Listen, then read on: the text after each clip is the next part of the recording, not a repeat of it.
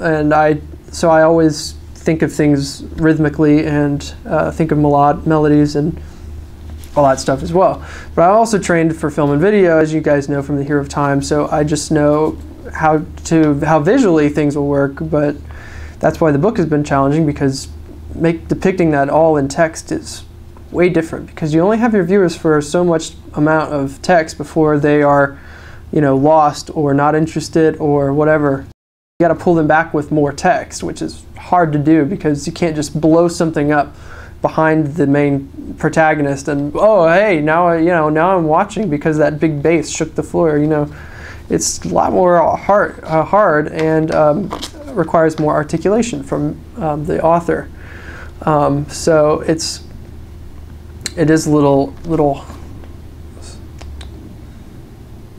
Okay, so let's go back to the questions. I'm sorry, I totally got sidetracked there. Then I realized, after realizing that after thinking phase 4 would be like phase 2, but looking at the book as a whole from beginning it to end and reading it that way,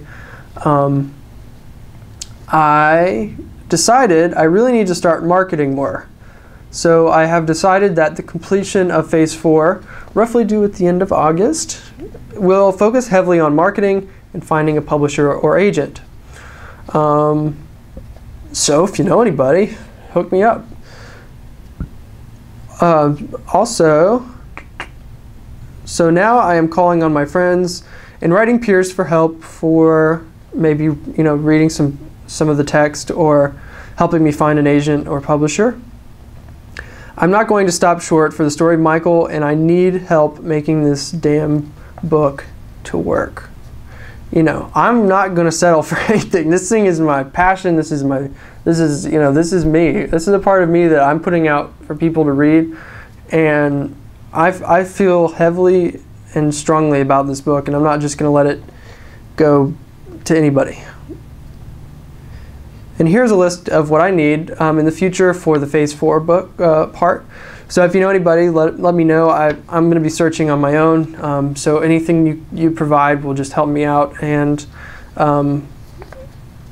it will just be grand. I am looking for an artist for the book cover, website graphic, and possibly in the next trailer.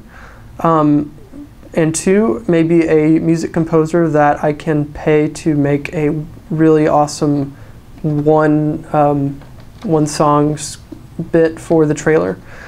And an agent to help me find a publisher, or I don't know, maybe do more events like this and really pump up the production value and viewership. And finally, a publisher. So if you know a publisher, you know, slip them my number. So feel free to you know, help me out if you want, but if you really just want to use me for information, that's totally cool, and I'm open to helping you with whatever I can. So even if you just have some questions about creative writing, or you know, how I'm deciding to go about something, feel free to email me at info@thestoryofmichael.com, and I just love hearing from anybody. Usually what happens is I read the email, and if it's a question for the phase, I don't really write back until the phase is ready to be completed and we can talk about the answer openly. So I think that's the best way to go for that. But if you have like a personal question that I can answer about your art or your work, let me know, and I would be more than happy. And I really enjoy helping people out, so just let me know. Okay, so now for the questions. Woo! I wish I had like a little graphic. Question time, or like, you know, okay, sorry. Could you please explain, even just briefly, what the story is about? And I have a good feeling whoever wrote that is listening. That came in an email to me, and I want to thank you for your question, as well as everyone else's questions, that we will get to each one of them tonight, because I have them all written down with specific answers. Okay. So you wanted me to briefly describe the story of Michael. The story is a fiction story about a boy named Michael. You probably knew that much. His legend and his destiny all shape the world he is in. The story starts with him very young, so we can see a little bit of his upbringing. Then a few chapters in, we start to see unexpected circumstances arise because of the changes in the world known as the formations. So things are happening, the world is progressing, and what we don't know that will affect Michael becomes true later on in his existence. And you don't think about that at first, but slowly creeps in after chapter, and then at the end you're like, okay, this is awesome. Or that's how I feel about it. And Michael is, he's just as aware of it as the reader is, and that's kind of how I like it, because it puts you right at his level. And you get to see kind of his world from his point of view, but then there's an overall description and story behind it. It's just a lot of fun. It really helps me escape. Let me get down to the next question. I had to not decide to answer just some because they rush a little bit about what I want to tell everybody. So I hope you're not too sad that I don't get to those type of questions. But I did get to every other question, and I think I answered at least one from everyone. Do these events take place on Earth or some other world of your imagining? The events take place on an Earth similar to ours, but it's from my own imagination, yes. It has similarities, but for the sake of not having limitations, I had to put it in another world. Next question. Who is Michael? And what inspired you to write a story about this character? I think this is the best question because the book's called The Story of Michael, and I really need to be able to answer this for you guys. Michael is complex. I can say that.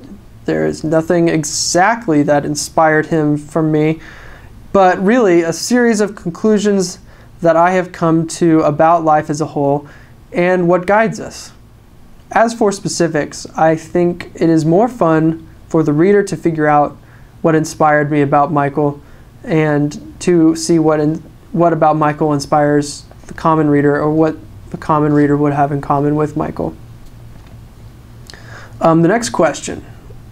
Can you please release a portion of the book, maybe just the first chapter or even a few paragraphs of an interesting part or something, for us to read and give opinions? I think I covered that a little bit, but I have a more proper statement to give to you. I have thought about this, and I am thinking it will be possible given some set of strict rules. I value my work a lot and find it hard to share with just anyone before its release, but I'm also interested in feedback from everyone, so I want to find a way to let you read some of it. So I hope that answers that question. And don't worry, I will let you know if there's a way you can be involved. And as Phase 4 creeps around slowly, I think I will have come to a more succinct conclusion on how to deal with this. All right, next question. As you were dealing with Phase 3, did the character's dialogue change much? And if so, how?